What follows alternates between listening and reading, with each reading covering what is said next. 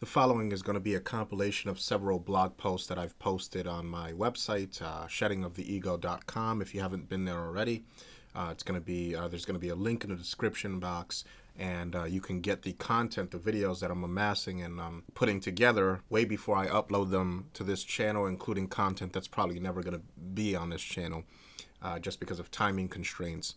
It's much easier to upload to a blog than to write a whole video post on a certain subject. So make sure you check that out, gentlemen. Today, I want to talk about, again, traditionalism, and specifically traditionalism and feminism. Now, many MGTOW have theorized that traditionalism and feminism are not distinct social entities, but simply two different manifestations of gynocentrism that sometimes work in unison with one another and sometimes work against and in opposition to one another, but both always having the distinct quality of a desire to exploit the male sex and to extract the male labor as efficiently as possible, or at least as efficiently as possible on behalf of the female sex. I think in no other place in the world is this theory more on display than it is in India. India, being in a state of this sort of weird traditionalist feminist hybridized society where these two gynocentrisms work in concert with one another for maximum and devastating effect against the male populace. This is the home of, woman-only bus program. This is the home of the now infamous "How Can She Slap" video that I think demonstrates what I've just said so perfectly. Right? You have this sexually empowered Indian feminist female, in this case a lowercase feminist, an unofficial feminist, but a feminist nonetheless in terms of the joy she derives from using her sexuality aggressively against men. But yeah, you have this sexually empowered female slapping a man, but when the man slaps her back, these Indian men who function essentially at this point as Cro-Magnons go into full tradcon bodyguard mode and viciously assault the man for simply defending himself against the attacks of a hostile, sexually aggressive female. I mean, it's the perfect juxtaposition here, right, of what's happening currently in the land of Bharat. It's the perfect confluence of these two gynocentrisms in terms of gender dynamics unfolding here in India. And it is with that said, then, that I want to bring to your attention images and video that have surfaced out of this gynocentric trad-fem hybrid known as the wilds of India, where a lynch mob broke into a prison, holding a suspected rapist, emphasis on the word suspected, then proceeded to overpower the guards at the prison facility and ended up brutally torturing the inmate before callously murdering him by lynching in a medieval act of vigilante bloodlust that would make ISIS militants proud. Now, a few images of the bloody scene are going to be pictured in my website post. I'm not going to repost it there other than to show you a cropped image, not including the alleged rapist. Right, so this is just going to be an image of the crowd who gathered to snap pictures of him at their morbid little town-hanging freak show. And I think it's important, gentlemen, to get a good look at these people snapping their pictures with glee like this so that you understand the type of crowd mentality that we're dealing with here. Unfortunately, if it is in fact true that the measure of a society or civilization can be determined by its treatment of its prisoners, then it's sad, but Indian society, it seems, has taken a huge step backwards towards uncivilized savagery. To take a suspected rapist, and I'll only call him suspected, I won't call a man who has not had his day in court a rapist ever, to take a suspected rapist and publicly execute him for what you think he may have done is nothing short of a disgusting act of barbarism.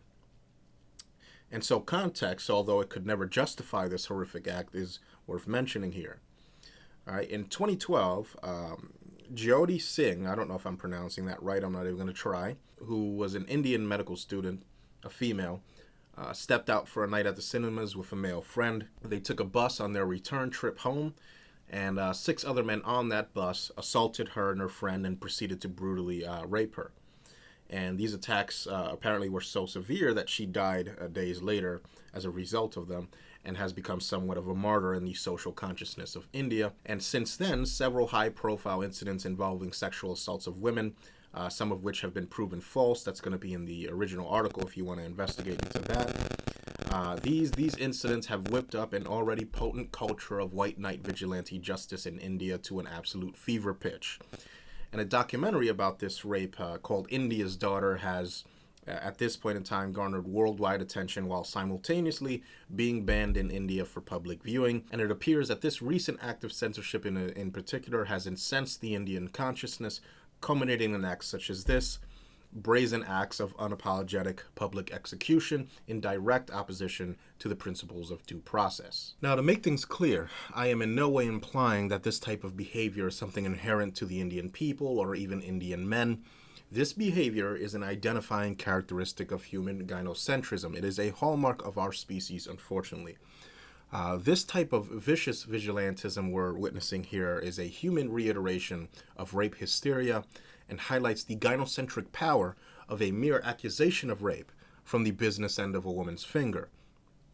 Recent historical examples of the type of barbaric hysteria that can be incited when our species decides to indulge racist, sexist, and most of all gynocentric instincts with this kind of reckless abandon can be found in America's not-so-distant past as well.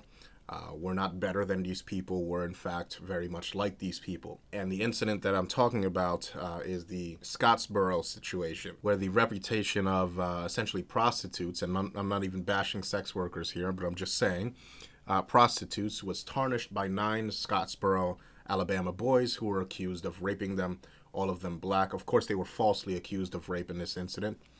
And I think an excerpt from a book written by Lisa Lindquist Dorr titled White Women, Rape, and the Power of Race in Virginia described the event in detail, so I'll just reread it here.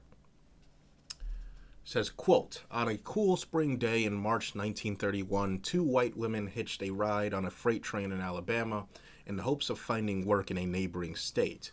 When authorities stopped the train sometime later, both women, fearing arrest for violating the Mann Act, which prohibited transporting even willing women across state lines for illicit purposes, told police that they had been raped by 9 black men who were also scattered along the train. Their accusation caused a furor, and a mob that gathered to lynch the men dispersed only with promises of a speedy trial.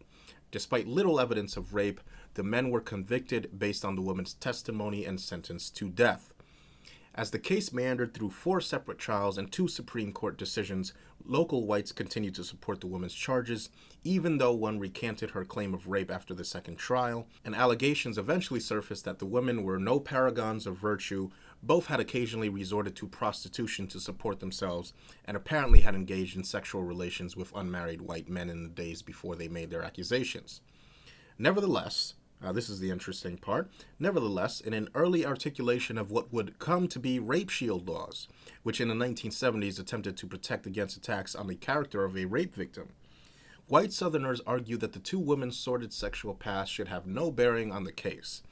As one spectator told a reporter, "The victim might be a fallen woman, but by God, she is a white woman," end quote. Isn't that interesting? Let's repeat that part.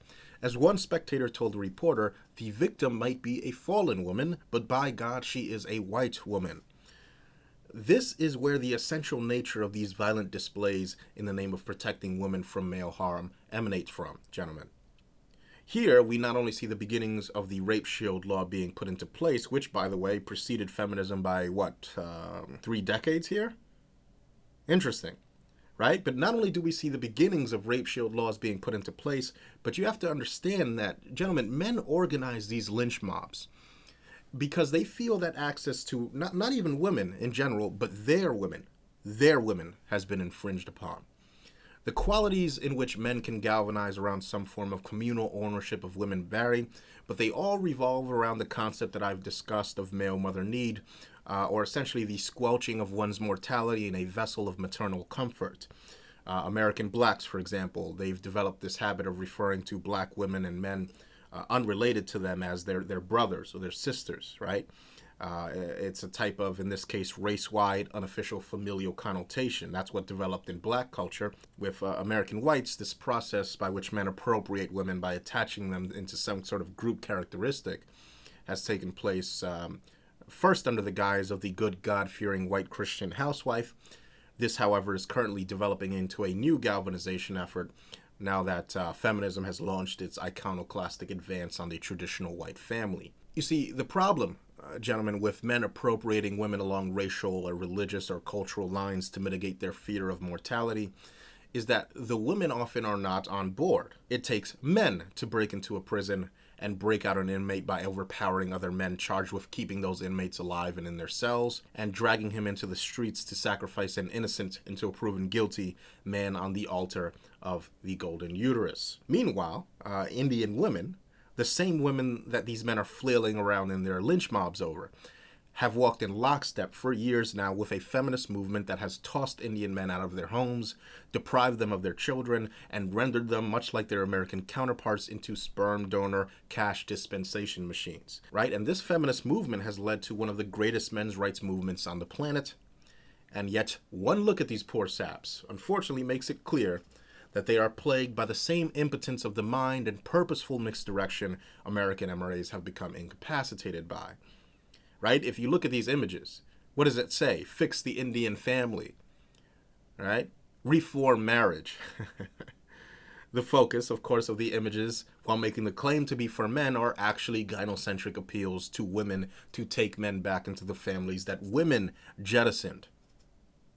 Never is the blame placed on women for jettisoning their families. So again, gentlemen, I define the false rape accusation as being a potent form of misandry and violence against men originating in male appropriation of women/male mother need. I'm sure, though, that we're aware of other methods by which the male gender can be dehumanized under the auspices of keeping women and children safe, and we'll discuss them further here. Of course, I want to say that I do not condone rape in any way whatsoever. But I'm demonstrating to you here that men are more than willing to form lynch mobs, killing alleged rapists before they've had their day in court, just to send this message that you can't touch our women. Don't touch our women. The message being sent, of course, is that the safety of women is more important than the safety and even the freedom of potentially innocent men. In certain places in the world, India in this case, but let's not pretend that we haven't done this in the past as well. So this begs the question of what, if any, consequences, then, does a woman in India suffer if it is found out that she falsely accused a man of rape? Will she be dragged out into the streets from her jail cell? Will she even go to jail? Likely not. If an Indian woman falsely accuses an Indian man of rape, and that man in jail on these false charges is raped and killed by prison inmates in retaliation, will India riot? Will Western filmmakers produce documentaries titled India's Son? And will the Indian public then ban around this documentary if it is censored? Well, one thing's for sure, she certainly won't be beaten or mutilated and tortured before being murdered. That won't happen. And this indicates to me that displays of this sort have nothing to do with sexual assault and everything to do with protecting the sanctity of women via the brutalization of men. So never make the mistake, gentlemen, of thinking that men organize in these lynch mobs to defend innocence against rape or other crimes. They do it to defend and protect women from men. Guilt or innocence is irrelevant when you take into account that female false accusers, female rapists, and female pedophiles are never dragged into the streets for some good old-fashioned Old Testament-style retribution, no matter how horrible their crimes are. So again, I bring this up so that we can discard any notion of an eye for an eye mentality here. That's not what's at work here. I do not want us to fall into the trap of believing that this type of barbarism is just as applicable to the women of Indian society. It is not. And if we see this as a directed attack against masculinity instead of retribution for committing a crime as serious and horrible as rape, it then becomes easier to understand why it is unacceptable to visit this type of vigilante justice onto men. Even if this man did indeed rape this woman, it is still unacceptable to do this to him. Period. Men who have committed crimes of rape or pedophilia, despite the fact that you may hate them or that their crimes are horrific, and they are horrific, they are still human beings. And justifying this type of punishment by looking the other way when we would never allow this type of punishment to be handed out to female criminals is still misandry. Right? I am not going to allow treatment of male criminals that frankly borders on Nazi-level callousness to be portrayed as acceptable in any regard. Period. Let's take, for instance, the male pedophile, right? Our entire society reviles them. And by the way, I too think that sexually abusing children is probably one of the worst crimes that you could commit as a human being. But feminists and other gynocentrists have long called for things like chemical castration of convicted pedophiles. And of course, these convicted pedophiles are all male. We would never, however, give a woman a forced hysterectomy, or even a chemical cocktail designed to eliminate all sexual desire, ever. And if we did, there would most likely be feminist groups that would likely call that rape, all while supporting chemical castration for men. Now, an excellent article demonstrating the way we treat male sexual offenders as opposed to female offenders, titled "The Outcast of the Gate," which can be found in the description box. This article describes a kind of prison purgatory that convicted pedophiles and rapists, I believe, are relegated to after serving their official prison sentence for their crimes, and a relevant excerpt is given below. And so we'll end it with this here. It says, the Coalinga State Hospital, I don't know if I'm pronouncing that correctly, is a 1,500-bed facility that sits on an arid plain near the geographic center of California, far from any major cities. Its isolation is telling, set behind imposing fences that bear a likeness to those of Pleasant Valley State Prison just next door. Coalinga, which opened in 2005 at a cost of nearly $400 million, is where the state houses its most dangerous male sexual offenders after they have served time in prison. When the state of California deems a prisoner who has committed certain violent sex crimes likely to reoffend upon his release, the courts can commit him to Coalinga for an indeterminate length of time. If he ever wishes to be set free, a patient there can mount a legal challenge to his commitment or choose to undergo a rigorous course of therapy and testing. Listen to this part, gentlemen. In the latter scenario, the hospital uses various tools to ascertain the likelihood of his reoffending, including actuarial risk assessments and phallometric testing, which measures blood flow to the penis when patients are exposed to sexual imagery. Many patients decline to run this gauntlet. Life at Coalinga has its comforts, among them a common area with a barber shop and a restaurant called the Patient Mall. And patients can also take classes in badminton, ceramics, and art therapy. But a gilded cage is still a cage, and some patients are determined to secure their release, end quote. And again, that article is in the description box for those of you who want to read it all the way through. But, and we'll finish up here. Let's ask ourselves, gentlemen, would we ever hook female pedophiles up to machines to measure gynometric reactions or vaginal lubrication to decide if she's still attracted to young children or young boys? No. In fact, we'd probably give those young boys a pat on the back. We don't even arrest female pedophiles. So, gentlemen, we're going to stop here, but we'll explore this further and in more detail in future posts and videos.